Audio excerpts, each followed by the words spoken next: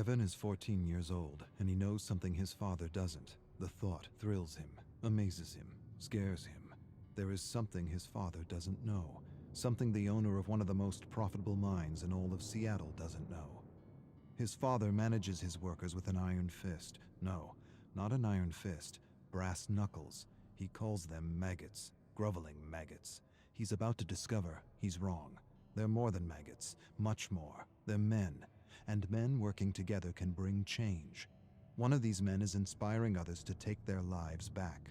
If they can stand together, maybe, just maybe, they can bring in the union.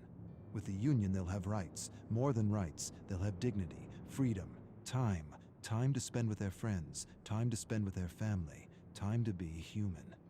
Evan knows something his father doesn't know, and he feels empowered. Evan's father thrusts him to the ground, calls him weak, tells him he's got to stop being so nice to the maggots, stop talking to them, stop helping them, keep them in line, break them, let them know who's boss. If you give them an inch, they'll take a yard. They're just using you. Evan knows better than to say anything. His father punched and broke his jaw last year when he showed weakness. This year, he'd rather not sip dinner through a straw. This year, he holds back, bites his tongue. He wants to tell his father about the union, but doesn't. He feels ashamed, torn between his loyalty for his father and his friends. Bob, Tom, Jim, they deserve more.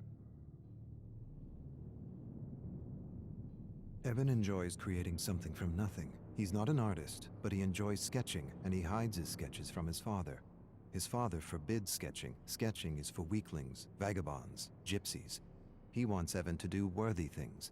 He drags Evan to his most profitable mine. He teaches him how to manage maggots. He's hands-on, very hands-on, abusive, violent, brutal. The key is to break them, break their will, break their spirit. Once broken, a human is a tool that can be wielded to do anything. Broken. It's what he did to his mother. It's what he's doing to him. But Evan still sketches. Sketching is defiance. Evan watches his father yell at one of his workers. He's sick. He wants to leave, but he's not allowed. He leaves. He loses his job. Evan feels for the man, wishes he could do something for him. He wants to tell him things are going to change. The union is coming. The union is coming, and with it a good wage and fair working hours. But the man's lungs are black and his stomach is rot. Too much stress, too much acid, not enough sleep. He collapses. His father doesn't care, kicks him in the gut. Tells Evan to drag him out of the mine. Evan drags him out. For a moment, he feels disgusted at the man's weakness and wants to put this maggot out of its misery. He's becoming his father, and he's not sure if that's a bad thing. Evan's father forces him to set a bear trap in a dark forest. His father's obsessed with hunting bears, always has been, always will be. He tells him the story, always the same story. He doesn't want to hear it, but he will. His father was hunting with his brother when they ran into a grizzly bear. The bear tore his uncle's arm off and bit into his head. Evan's father jumped on the grizzly's back, stabbed the bear endlessly, killed the bear, ripped open its stomach to retrieve his brother's head, carried his brother's mutilated body 10 miles to their family estate. This time it's 10 miles, last time it was 5, his father grins. The story is changing with every telling. Sometimes Evan wonders if there even was a bear. Evan's inspired in a way he's never been before. Furiously, he sketches his father in a bear suit killing his uncle. He never met his uncle, but he's seen pictures. His uncle was a philanthropist, a bleeding heart, disloyal. He would have run the business into the ground with proper wages and all that socialist crap. That's why he had to go. Evan doesn't have proof, but he knows. Deep down he knows his father murdered his uncle, tied him up, left him for a bear. There was no knife, no fight, no honor, just a terrible death for a disloyal worm. Evan suspects all this, and yet he doesn't feel disgusted or ashamed. He feels something else, something he's trying not to feel, something he won't admit to himself. Evan looms over his father's bed and watches him sleep. He hates and loves him at the same time. Sometimes he wonders what his life would be like without him. He owes him so much, and yet he's miserable and alone. He raises a massive gray stone and holds it there for a long minute that feels like forever. He could be free, truly free. But he can't, not like this. He could free himself in other ways. Accidents happen, hunting accidents, mining accidents. He could lure him into the bowels of the mine and ignite a stick of dynamite. No way he'd survive. But despite it all, Evan can't do it.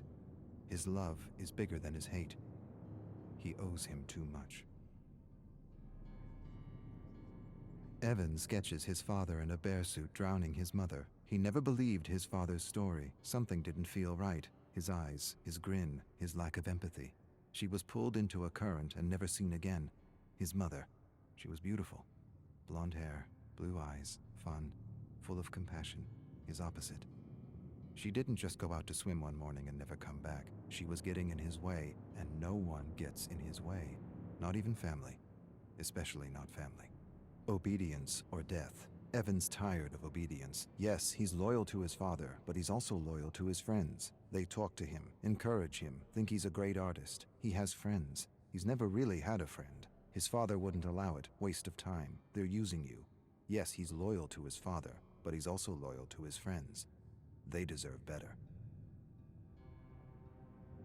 Evan's father stares at him across the dinner table. He knows. Maybe he doesn't know, but he senses something's amiss. He has that look in his eye, that look that tells Evan he's in for it. He chews on a fatty piece of rabbit and hopes his father doesn't say anything. He should have known better than to keep something from him. His father knows. He always knows. Last year, Evan lost his cool on a man who said something about his mother. He almost beat the man to death with a 2x4 while his father watched and laughed. The authorities pulled Evan away. He smiled at Evan and knew what he wouldn't admit to himself. He enjoyed beating on that man, not because of the insult, not because he felt threatened, but because he felt powerful. His father smiled. Apple doesn't fall far from the tree, eh? Evan finds his sketches torn to bits. He puts the pieces together, all of them accounted for, except one. He doesn't have the picture of his drowning mother. His father enters his room. Despair and dread overwhelm him. He waits for a blow that never comes. Instead, his father tells him he has instinct, and instinct is everything. He tells him he inherited his instinct from his side of the family, the same instinct that told him Evan was keeping something from him. Don't pretend, I know. A few of your maggot friends sold you out for a few dollars. Evan starts but doesn't say anything. Can't say anything. The words are caught in his throat. He apologizes. His father says nothing, walks away.